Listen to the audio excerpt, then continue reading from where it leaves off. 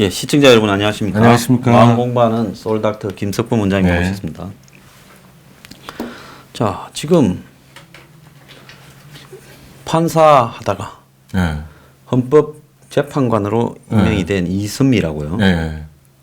부산대 법대 나와가 사시대 갖고 있었는데 남편도 한테 판사였고 판사. 지금 변호사를 하고 있다는 거예요. 네.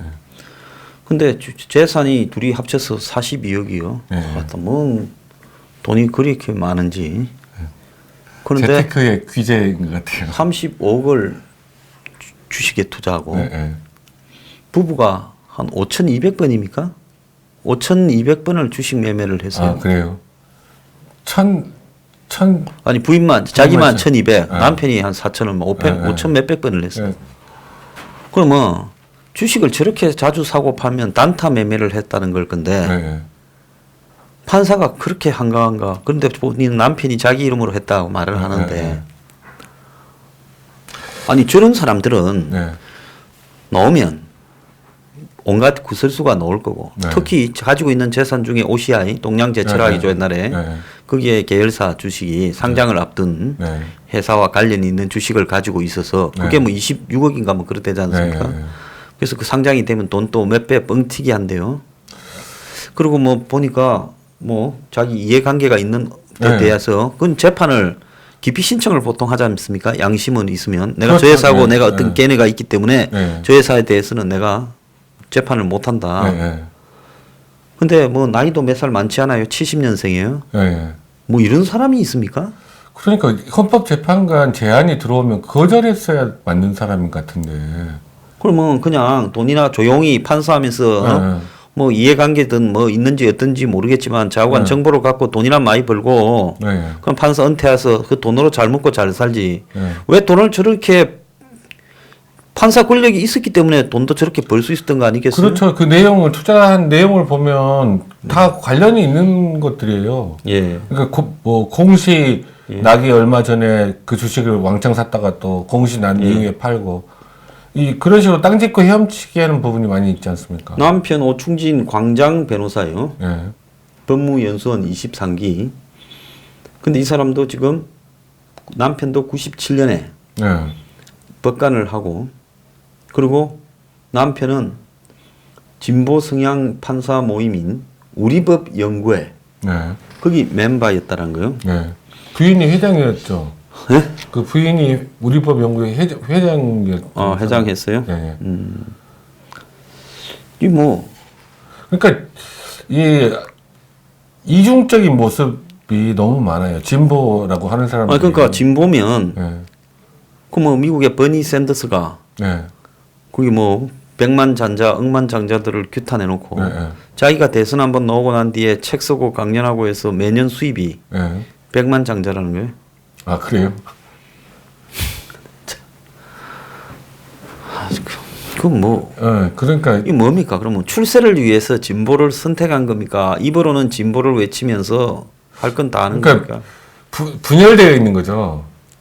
의식 그러니까 분열이? 예, 도덕적인 그 감각하고 그 다음에 그 자기가 추구하는 정치적 방향하고 이게 분열되어 있는 거죠. 사람이 그런 의식이 평소에 말과 행동이나 이런 게 분열돼 있으면 예. 그런 분열 때문에 정신 분열증을 겪거나 그거랑은 혼란을 좀 느끼지 다릅니다. 않습니까? 그렇지는 않습니다. 근데 실제로 근데 그 전혀 그러면 보통 사람들은 불편할 거거든요. 자기가 옳다고 생각하는 것과 자기의 행동이 틀리면 굉장히 불편하잖아요. 근데 이 사람이 헌법재판관까지 그 임명되기 전에 거절을 했어야 맞는 것 같은데 그걸 또 승인을 한 거 보면 그 참 도덕감은 굉장히 없는 사람으로 보이거든요. 그러니까 일반 개미들 주식 해봤자 헛수고한 게 네, 이런 네. 사람들이 다 알고 할 건데 그렇죠. 사전 정보. 개미들이 그 주식해서 돈을 벌 수가 있겠습니까? 아, 그거 힘들죠. 개도요. 네. 주인이 오래간만에 나타나거나 주인이 바뀌거나 네. 잠깐 어디 맡겨놓거나 주인의 모습이 바뀌거나 하면 혼란을 느껴가 반 미치는 걸 내가 봤어요. 네. 근데 사람이 이렇게 이중적인 이 행동을 하면서 미치지 않으면 사람이 걔보다 좀 못한 거 아닌가 저는 그렇게 봅니다. 네. 그런데 이런 사람들은 참 재주도 좋아요. 돈 버는 재주도 있고 어디 붙어 먹어서 출세하는 재주도 있고. 그러니까요. 자기가 재판을 하면서 무슨 생각을 했을까 그 생각이 들어요. 그래서 나이도 별로 많지 않고만은 배울 건 다 배웠어요. 네. 하산을 해야 될 사람이에요. 네. 그래서 그냥 판사도 그만두고 네. 집에 가서 남편하고 같이 모니터 한 10개 해놓고 하루 종일 이거나 해서 네. 돈 벌어서 잘 쓰고 다니면 될 것 같아요. 참 이 세상 사는 세상이 참 요지경입니다. 네. 자, 김희겸이는 요즘 어디 가서 살까요? 집도 뜯으라고 했다며요? 동작구청이? 그러니까 불법 증축이라고? 옥상에 예. 그 사진 보니까 옥상에 가건물 2개가 뭐 컨테이너 있는, 같은 패널로 돼 있는. 네, 그거 부수라고 예. 그랬더라고요. 근데 저도 어디가 사는지 궁금해요. 아직도 청와대에 있나요? 예. 아니, 저도 몰라요. 청와대 나갔죠. 관사에 5일날 사표 수리됐고. 관사에서는 아직 안 나와. 관사에서 나갔대요. 나갔대요. 사표 수리 며칠 전에 갔댔대요. 야당이 지적을 해가 왜 안 나가냐고. 네. 그 어디에 사는지 저는 모르겠습니다만은 그 김의겸 씨 그 대출도 문제가 이제 복잡해졌잖아요. 네. 저 대출이 저래 복잡해지면 대출 네. 취소도 됩니까? 부당 대출했으면?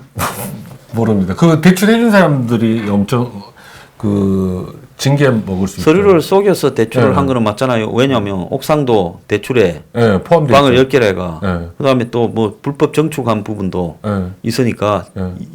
1층 뒤에 있는 네. 살림집도 또 속였고 네. 그러니까 속여서 이자가 나가게끔 대출을 속여서 받았으면 네. 일종의 사기 행위고 은행을 속였잖아요. 그 서류를 받고 요즘은 대출하면 확인하러 나오거든요. 예. 그 건물이 어떻게 돼 있는지. 뭐 돈이 많은 은행- 사람이나 대출하지 뭐 저 같은 사람은 대출을 별로 해본 적도 없어요. 은행에서 직접 확인을 직원이 나와서 보통 확인을 하는데 더더구나 요즘처럼 대출이 힘들 때 그 확인 안 한 은행원이 징계 먹죠. 참 그래서 이 귀마기 대출이 네. 이게 다시 해소가 돼야 김의겸 대출이 다시 네. 해소가 돼야 네, 네. 끝날 것 같아요. 아무튼 그러니까 그 진짜로 이중적이에요. 그때 본인이 아마 대변인이었으니까 부동산에 대한 논평도 여러 차례 했을 텐데 아마 이제 자기 목이 좀 탈라나? 모르죠. 타는 몸마름으로 해서 틈하는. 그 윤중천이하고 김학의는 뭔 동영상을 서로 찍어줬을까요? 모르겠어요. 저 이해가 안 가요, 솔직히. 예? 그거를 어떻게 보면 김학이라는 사람이 너무 순진한 거 아닌가 그 생각이 들어요. 세상 물정을 잘 모르는 사람 같다는 생각도 네, 들거든요. 왜냐하면 그 동영상이 어떻게 사용될 수 있을지를 의심을 안 했다면 그게 이해가 안 가는 거예요. 원래 옛날에는 아주 옛날에는 네. 높은 사람은 네. 또 그 힘이 있는 사람은 네. 있는 레벨끼리만 어울렸는데 네. 윤중천이는 별장을 지어놨지 하고 다니는 행동을 보면 네. 거의 그렇죠. 양아치 막장이지 않습니까? 네. 그 여자 지금 내연에 이 관계를 맺은 여자의 네. 사진을 찍어놨다가 네. 네. 물론 동의해서 찍었다지만 그걸 갖고 돈을 또 엄청 땡겼다가 네. 네. 협박을 해가 네. 자, 그걸로 네. 그리고 그 여성이 또 찾아다니다 보니까 또 윤중천을 그거 하기 위해 네. 그래서 거기 동영상에 나온 여성들이 또 문제 제기를 하게끔 했다는 거 아니에요. 네. 서로 장군멍군하다가 네. 네. 그런데 보통 저런 행동을 하는 사람이 잘 없지요? 그렇지. 보통 사람이 아니죠. 어떤 겁니까? 저 막 그러니까 나이를 저래 먹어갖고 막 이렇게 동영상을 서로 찍어주고 찍자 하고 동영상을 모든 사람과 남기는 윤중천이가 무슨 윤중천은 분명히 의도를 가지고 동영상을 찍은 것 같아요. 저 사람은 보통 보면 성적인 병중에 보면 뭐 어떤 사람은 여성들과 관계할 때마다 매번 그걸 수집해가 콜렉터로 네. 그래갖고 한 번씩 그걸 틀어보면서 쾌감을 느끼는 그런 변태도 사람도 있다며요. 있죠. 예, 그런 사람도 있죠. 근데 윤종천이는 또 그것도 아닌데도 동영상이 저래 많은 것 같아요. 그러니까 제 생각에는 다 목적을 가지고 윤종천을 찍었을 것 같아요. 목적을 가지고요. 예, 그 수단으로 나중에 어떻게 이용해 먹을 수 있을까 생각을 하면서 찍었을 거고, 거기에 또 이제 김학의 씨는 또 진짜로 너무나 순진해서 홀라당 넘어가가지고 그 찍고 나중에 지금 요 모양 요꼴이 된 거죠. 그러니까 근데 보통 사람 제가 생각했을 때는 이게 영화 속에 나오는 뭐 이렇게 그 고위층의 뭐 그 이상한 모습, 변태적인 모습 그런 걸로 생각이 드는 게 아니라, 그러니까 그 순진한 김학의 씨가 윤중천의 꼬임에 넘어가서 이렇게 당한 걸로 저는 보여요. 그러니까 보통 보면 그때도 김학의가 부장검사급 이상 네, 됐을 거고, 네. 그죠? 2007년 8년에 부장검사 이상 돼서 됐었겠죠. 부장검사가 실제로는 별거 아니거든요. 별거 아니죠. 네, 근데 네. 그 이상급이 됐겠지. 차장쯤 됐겠죠. 차장검사. 차장급쯤 네, 됐겠죠. 네. 그러면 그쯤 되면 상대가 딱 몇 번 만나서 술 먹고 밥 먹다 보면 이거는 좀 양아치다. 네. 그러니까 판사나 검사가 또 사기를 당하지 않습니까? 그러니까 검사가 판사도 사기를 당하는 걸 받고 검사도 사기를 당하는 경우도 있어요. 그러니까 보통 보면 그렇게 굳이 저런 사람 아니라도 네. 뭐 검사들이 한국 사회의 뭐 부패 관행상으로 봤을 때 정상적인 기업을 하면서 또 정상적인 뭐 업소를 하면서 하나쯤 뒤에 백을 두려고 검사 사귀고 뭐 술이나 골프 치고 뭐 가끔 용돈도 주고 할 사람 많을 건데 네. 왜 하필 저 윤중천이하고 어울려 다니다가 그러니까요. 저랬을까? 그러니까 공부 많이 한 사람은 세상 물정이 세상 물정을 좀 모르는 듯해요. 근데 보통 검사들 보면 엄청 아니 그러니까 제가 좀 전에 말씀드렸던 잘난 척하고 또 막 지가 엘리트인 척하고 식은방을 떠는 검사들도 많지 않습니까? 그런데 사기도 당해요. 그런데 사기 당해요. 예. 그러니까 뭐냐면 그만큼 그러니까 자기가 하는 업무 분야에서는 잘 알지 모르지만 대부분 요즘 세상 물정을 제일 잘 아는 사람들이 저는 누구로 생각되냐면 이렇게 그 건설업자, 예. 기자 이런 분들이 세상 물정 돌아가는 거 제일 잘 알 거예요. 건설업자들은 차원이 좀 다르더만요. 특히 건설에서 이 시행하는 사람들이나. 그래서 그러니까 이제 그 아까 말한 윤중천이가 건설업을 하다 보니까 이 돈이 어떻게 흘러가고 뭐 권력 관계가 어떻게 돈이 되고 이런 거를 다 알았던 것 같아요. 그런 것 같아요. 그렇지 않습니까? 예. 자, 그런데 저렇게 잘 나가는 이 아주 사람들이 하루아침에 아무것도 그 아닌 일로 무너지는 부분은 뭐 때문에 그럴까요? 그러니까 그 뭐 때문에 그런 건지는 제가 이제 그 생각이 들어요. 이 높이 올라갈수록 바람도 세게 불고 더 많이 흔들리잖아요. 그러니까 더 자기 자신을 잘 관리를 해야 돼요. 그것밖에 방법이 없어요. 왜냐하면 높이 올라갈수록 권한이 많아지고 또 그 권한을 이용하려고 하는 사람들이 많기 때문에 그 유혹도 많고 그러니까 이렇게 험한 꼴 안 당하려면 조심해야 되는데 제가 김학의 씨 같은 경우는 너무 순진했지 않나 그 생각도 들어요. 그거 왜 그 상상도 안 돼요. 그거를 자기가 동영상을 찍고 또 상대방이 자기 동영상을 찍어주고 그러면 그 동영상 관리를 어떻게 할지 그 생각을 안 해봤을까요? 그 이 사람뿐만 아니라 최동욱 같은 경우에도 보면 그 부산에서 검사들이 이제 혼자 지방에 오면 뭐 지방에 보면 건설업을 하면서 최동욱도 그런 사람을 또 알은 거예요. 그러겠죠. 왜냐하면 LCT 뭐 이런 건설업자들은 이게 이제 이 도장 하나가 거기에 몇백억이 몇천억이 왔다 갔다 하지 않습니까? 그러니까 또 어떤 일이 생겼을 때 그거를 뒷배를 삼아줄 수 있는 사람이 있느냐 없느냐에 따라서 예. 확 기업이 망하느냐 흥하느냐 그러기 때문에 이 접대 건설업자들이 제일 뛰어난 것 같아요. 예. 돈도 통 크게 확확 주니까 실제로 그 돈이 얼마나 무서운 독약인지 모르는 거죠. 그래서 전직 국회의장의 사이였던 잘 나가는 검사 한 명도 예. 얼마 전에 보면 몇 년 전에 예. 무슨 뭐 뇌물과 뭐 여성 뭐 이런 문제로 해서 금방 무너져 버리지 않았습니까? 네. 좀 정말 이해가 가지 않는 거 아닙니까 이게? 그러니까 이제 그 뭐 이렇게 공부 많이 하고 또 사법연수원 갔다가 그 다음에 어디 자기 조직에 들어가서 조직에서만 일하다 보니까 바깥 세상이 어떻게 돌아가는지 그 처음 알게 되기 전에 이런 게 그 유혹을 당하면 좀 이런 험한 꼴을 당하지 않나 그런 생각이 드는데 아무튼 제일 문제가 되는 거는 저는 이제 김학의 사건에 대해서 제일 염려하는 거는 김학의 씨가 그 실제로 출국 금지 당할 이유가 없는데 출국 금지 당했다는 것. 이런 게 법치를 훼손하는 거거든요.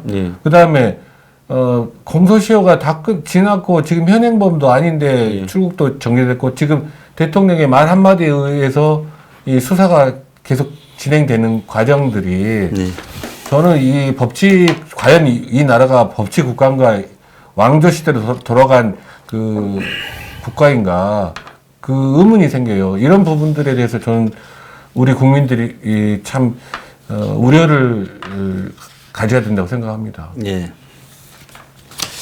자, 그리고요, 지금 의료 이야기 또 하나 좀 하겠습니다. 그 뭡니까, 이 커뮤니케이션 케어 때문에 무슨 의사협회에 시끄럽다며요. 이 커뮤니케이션 케어가 뭡니까? 그러니까 저도 커뮤니티 케어라는 거를 정확하게는 커뮤니티 케어, 커뮤니케이션이 아니고 커뮤니티 케어라는 거에 대해서 정확하게 개념을 잡지는 못했는데 대충 나오는 이야기는 그겁니다. 그러니까 지역 사회에서 어떤 질환들에 대해서 케어를 해 나간다는 의미죠. 그러니까 복지 플러스 의료에다 복지를 믹스시킨 그런 케어 형태로 되는데 우리나라는 아직 커뮤니티 케어를 실시한 적은 없고 커뮤니티 케어를 이제 지금 도입을 하려고 정부에서 지금 시도를 하는데 그게 모델이 어떤 모델을 만드느냐에 따라서 천차만별이 될 수밖에 없기 때문에 지금 논란이 많이 벌어지고 있는 것 같아요. 지금 보니까 커뮤니티 케어의 핵심이 방문 진료, 호출 진료, 사회 시설 진료 같은 찾아가는 의료 서비스. 이게 핵심인 것 같아요. 그런데 지금 의사가 요즘 한국에 보면 얼마나 바빠서 앉아 있으면 뭐 한 1, 2분도 안 보는데 근데 의사가 방문해서 서비스를 하고 찾아가고 하려면 우리 어릴 때 보면 이제 그때 보험 없는 시대에 왕진을 했지 않습니까? 왕진하면 돈 많이 줬어야 되잖아요. 그렇죠. 왕진은 비싸죠. 그런데 이 정권이 이제 동네 의사들 다 망하고 나면 그 이제 동네 의사 망한 의사들이 백수가 되면 이제 그 사람들을 다 커뮤니티 케어라고 해가지고 왕진 의사로 해서 노인들이고 무슨 장애인이고 요양병원이고 이런 데 이제 보내겠다. 뭐 그게 커뮤니티 케어 아닙니까? 대략 봤을 때. 우리 황 소장님이 그 예리한 시각이 맞을 가능성이 높습니다. 그렇게 될 가능성이 높죠. 지금 대한민국만큼 병원이 동네 입구마다 다 있잖아요. 그렇죠. 요지마다 다 있잖아요. 학원만큼 많은 게 병원인데 그런데 뭘 커뮤니티 케어를 합니까? 그러니까요. 그래서 뭐 의사 내부에서 일이 뭐 가지고 싸우는 거는 저는 관심은 없는데 이 문정권이 커뮤니티 케어라고 하는 이것도 또 문재인 케어만큼 대량 사기를 치고 있고 앞으로 이제 의사들 다 망하면 그러면 의사들을 이제 전부 왕진 의사로 해서 노인이니 장애인이니 거동 불편자 또 노인 무슨 복지시설 요양병원 이런 데 보내서 찾아가는 서비스를 하겠다. 근데 대한민국 실정뿐만 아니라 한국 정도의 이상 되는 나라 중에 이렇게 커뮤니티 케어라는 걸 하는 데가 있습니까? 그건 제가 잘 모르겠는데 일본이 그 개호라고 하죠. 그 치매니 뭐 움직이지 못한 사람을 돕는 거를 개호 요원이라고 하고 개호라는 표현을 쓰죠. 그런 개념으로 그쪽 지역 사회에 하는 게 있다고 듣긴 들었는데 정확하게는 모르겠습니다. 근데 이제 우리 황 소장님께서 말씀하신 것처럼 실제로 그 절대로 비용 효율적이지도 않고 앞으로 이게 어떤 재앙으로 다가올지 문재인 케어와 유사한 길로 가지 않을까 그런 생각이 차라리 정말 병원에 움직이지 못하는 사람이라고 하면 뭐 가족도 없고 소득도 없는 사람 중에 돈 있고 가족 있고 소득 있으면 자기 돈으로 가야지요. 뭘 어떻게 그렇죠. 해서든 도우미를 구하든지. 근데 돈도 없고 그런 사람이 병원도 못 갈 상황이 되면 그거는 국가가 무슨 복지 택시라든지 이런 걸 운영해서 실어다가 갖다 주게 하면 되는 그렇죠. 문제 아닙니까? 근데 뭐 의사가 찾아가요. 자, 의사가 찾아다니면 하루에 몇 명 볼 수 있다 보십니까? 몇 명 못 보죠. 네? 하루에 9시 출근해서 점심시간 빼고 6시에 퇴근한다 보면 오전에 한 2명, 오후에 한 3명 해서 하루에 한 5-6명 보고 나면 그렇죠. 끝날 건데 그러면 그 의사가 그 의사 먹여 월 살려야죠. 1,000만 원을 이렇게 줘야 될 건데 그러면 하루에 월급이 최소한 일요일 빼고 한 40만 원 나갈 건데 그러면 그래가지고 한 5명 보면 두당 한 10만 원씩 그렇죠. 그러면 또 가서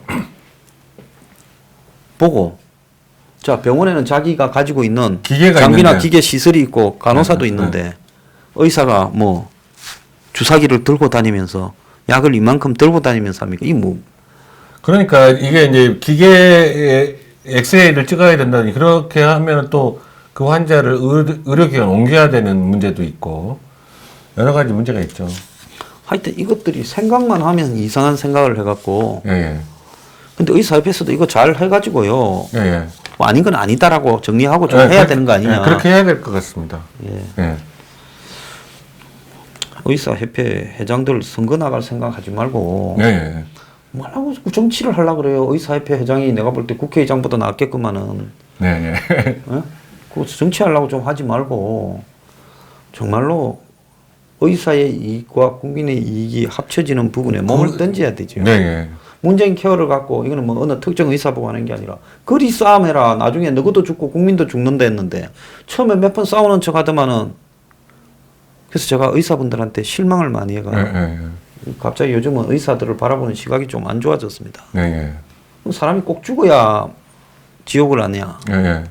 문재인 케어 아무튼 심각하고 이제 커뮤니티 케어도 이제 이야기가 나오기 시작하는데 근데 이 정권이 집권하고 있는 동안에 커뮤니티 케어를 어떤 모델이든지 절대로 시작하면 안 돼요. 저기 손혜원이가 요즘 또 큰 소리를 치고 다녀요. 저런 사람은 성격이 뭘까요? 저렇게 막 몰아치고 할 때는 막 처음에는 반격을 좀 하는 척 하다면 나중에 쏙 들어가가 있다가 요즘엔 너들 아버지는 뭐 하시노? 우리 아버지는 독립운동했다 요렇게 하고 있어요. 그래서 너 아버지는 빨갱이도 했지. 그 손혜원 씨는 참 어떻게 보면 좀 불쌍하기도 해요. 저는 이제 제 생각이 이제 우리 시청자분들하고는 틀릴지 모르지만 너무 자기 본위로만 세상을 살아온 거 아닌가. 타인의 시각 속에서 세상을 바라보지를 못했고 자기 위주로만 뭐든지 평가하고 바라보고 있지 않나. 제가 옛날에 참 느낀 거는요. 저는 한때 제가 고민을 굉장히 많이 했습니다. 나는 내가 옳다고 생각하고 선택을 했는데 나중에 보니까 정치적으로도 실패했고 경제적으로도 실패했고 사회적으로도 고립되고 그래서 내가 이게 지금 왜 이 문제가 생겼을까? 그런데 뭐 데모도 조금 하고 무슨 사회운동도 뭐 거의 하지 않고 정치판에 이 꼬봉처럼 따라다니던 놈들이 어느 날 배지를 몇 번씩 달고 또 무슨 정권의 대통령이 오른팔이다 왼팔이다 하고 그래서 야 이거는 나는 세팅이 근본적으로 출발이 잘못됐을까 고민했는데 나중에 보니까 주군도 자살하고 전부 차례대로 깜빵 가더라고요. 도지사도 하고들 했는데. 그렇죠. 그래서 이런 걸 보고 그래서 참 인생이 길게 보면 공평하구나. 한때 아주 출세를 하고 잘 나갔는데 좀 있다 보면 뭐 거의 그렇죠. 좀 잘 나갔다 하면 추락을 하더라 말입니다.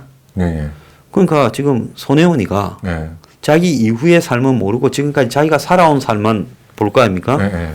손혜원이는 솔직히 뭐 능력에 비해서 엄청 출세했잖아요. 그렇죠. 돈도 네. 많고 네. 또 권력도 얻었고 네. 뭐 국회의원이라서 권력이 아니라 그렇죠. 대통령 한국의 최측근. 대통령 최측근이니까 저래 설치지 않습니까? 네. 네 아버지 뭐 하시노? 네. 그래서 이제 우리 아버지는 뭐 하셨는가 별 말할 거 없는 필부였다. 이런 사람들은 전부 이렇게 좀 네. 기가 확 죽잖아요. 손혜원이가 너 아버지 뭐 하시노 하면 기 안 죽어요. 뭐 자식 잘 먹여 살렸다 하는데 손혜원이는 네. 우리 아버지 독립운동했다. 뭐 네. 이러지 않습니까? 얼마나 허하면 본인이 얼마나 허하면 아버지를 실제로 아버지 좋아하지도 않았던 것 같아요. 손혜원이. 어릴 때 좀 맞았으면 사람이 안 저럴 건데 어릴 때 맞은 사람 같아요? 안 맞은 사람 같아요? 전부 모르겠어요. 그걸. 동생이 와서 진술하기로는 뭐 젊었을 때부터 뭐 아나무인이었다고 말은 하더라면. 아버지한테 잘하지도 않았을 것 같아. 제 추측으로는. 그 말하는 거 보면 아버지한테도 굉장히 독살스럽게 이야기를 했을 가능성이 있지 않을까 생각이 되는데 뭐 제가 본 건 아니니까 이야기를 할 수 없고. 근데 그러니까 손혜원 씨는 그걸 알아야 돼요. 우리 노자의 그런 이야기들이 나오지 않습니까? 행복 속에 불행의 씨앗이 있고 불행 속에 행복의 씨앗이 있다. 뭐든지 지금 현재 권력의 최측근이라고 해서 누리고 있지만 그게 어떻게 어떤 불행의 씨앗이 될지 그거는 시간이 그걸 보여주게 될 거기 때문에 항상 자중자애하셨으면 좋겠습니다.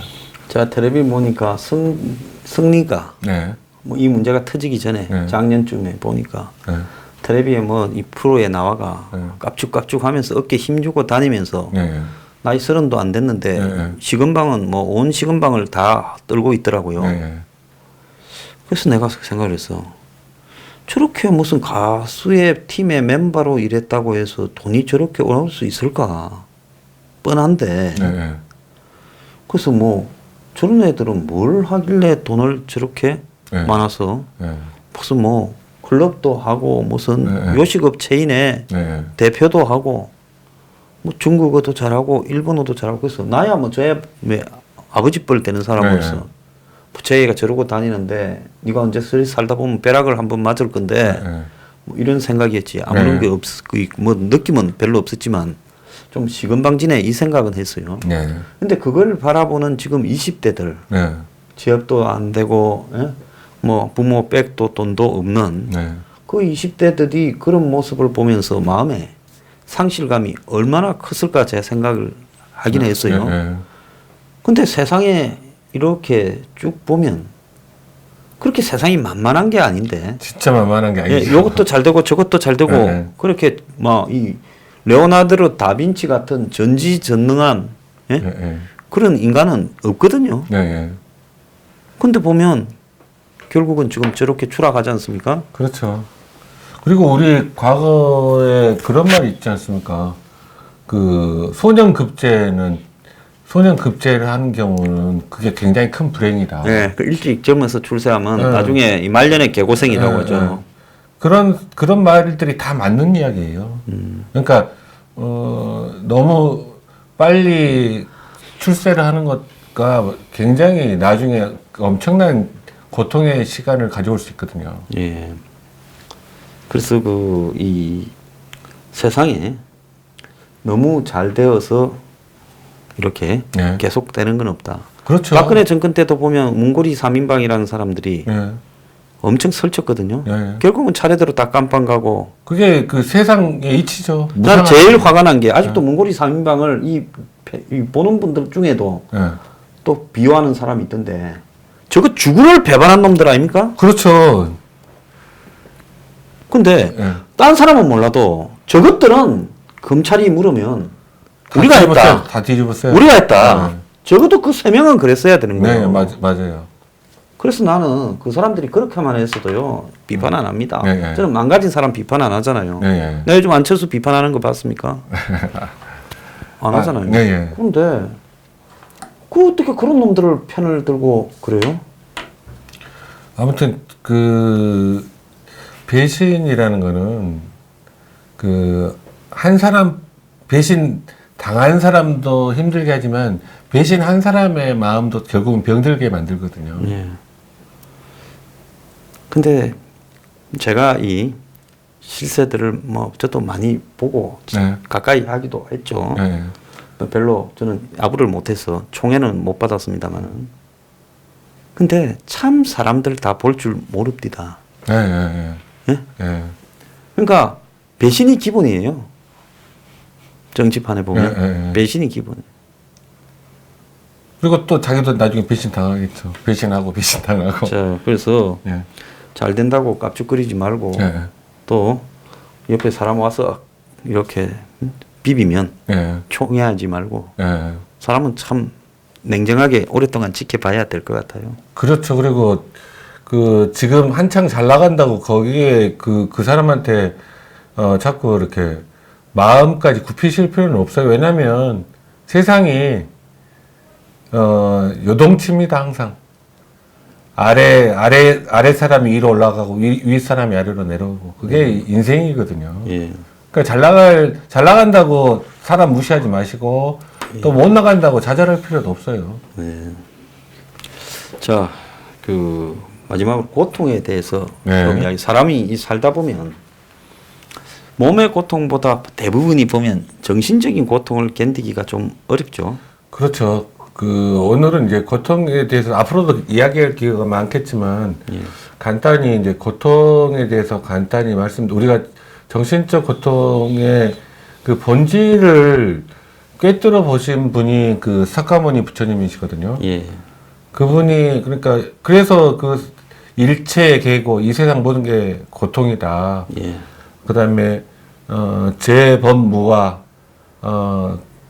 모든 나랄 게 없다. 예. 그다음에 재행무상 모든 것들이 무상하다. 우주에 돌아가는 모든 것들이 무상하다. 그런 이야기를 하셨는데 그러니까 이게 고통의 본질은 무상과 무아로 설명될 수 있거든요. 예. 그러니까 내 마음 내 뜻대로 안 되잖아요. 예. 내 몸도 내 뜻대로 안 되잖아요. 병 안 나고 건강하고 싶지만 병 나고. 그러니까 내 몸도 내 뜻대로 안 되고 내 마음도 내 뜻대로 안 되니까 그게 무아라는 거죠. 나랄 게 없다는 거죠.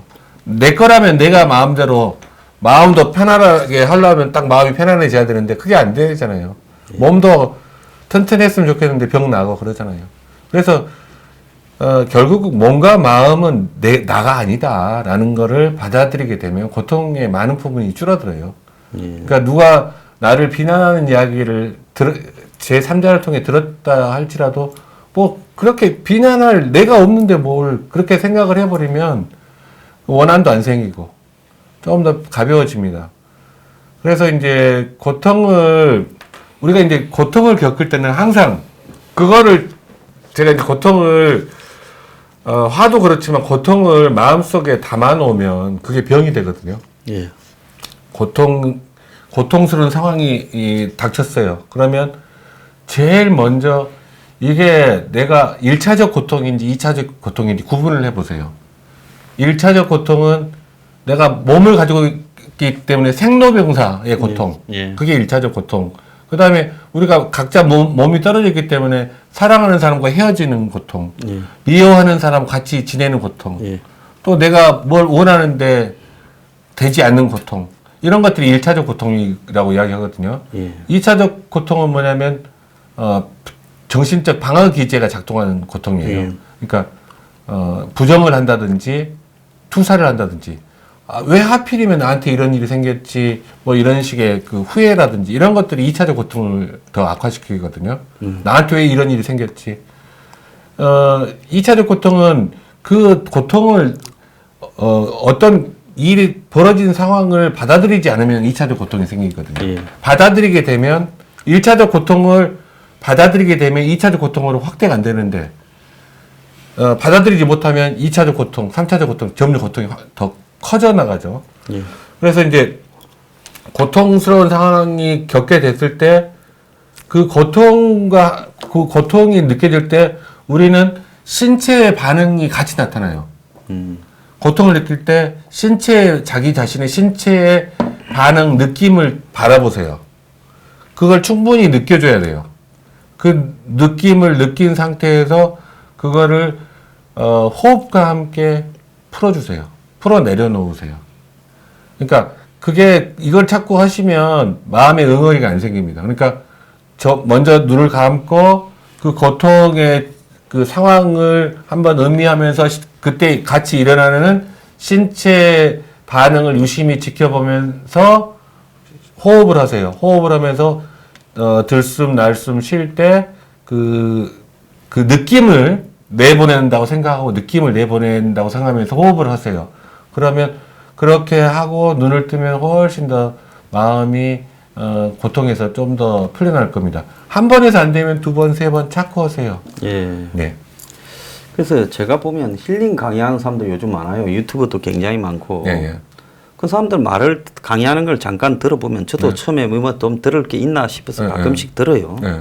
아, 말은 뭐 그럴싸하게 해요. 네. 뭐 별것도 아닌 이야기를 갖고 한 30분씩 하고 그러더라고. 네. 참 힐링 강의는 좋겠다. 저렇게 살라미식으로 쪼개갖고 뭐 한가의 주제를 더해서 네. 뭐 고통에 대해서는 막 네. 이걸 갖고 막 고통 다시 1, 고통 다시 2 해가지고 막 쫙 늘려갖고 네. 뭐 나중에 뭐 제 말 알았어요 하면서 또 반복해서 같이 이야기해보자 하고 이렇게 고통 강의는 약간의 말반만 있으면 이 고통 강의가 힐링 강의는 네. 잘할 수 있겠더라고요. 네. 근데 나중에 보면 그 사람들도 다 보니까 희노애락에 사람 살아가는 별것도 아닌 거에 가지고 네. 동업자하고 뭐 문제로 쌈먹어. 고민하고 네. 예? 네. 또 뭐 어디 외부 강의를 갔는데 강의료에 많고 자금으로 또 호텔 방 잡아주는 걸로 또 좋고 나쁨으로 갈등받고 다 그러더라고요. 네. 그러니까 힐링이 남한테서 듣는다고 힐링이 되는 것도 아니고요. 네. 그 사람도 그냥 말의 테크닉일 수 있는데 문제는 이 고통 중에서 제가 볼 때 한 90%는 네.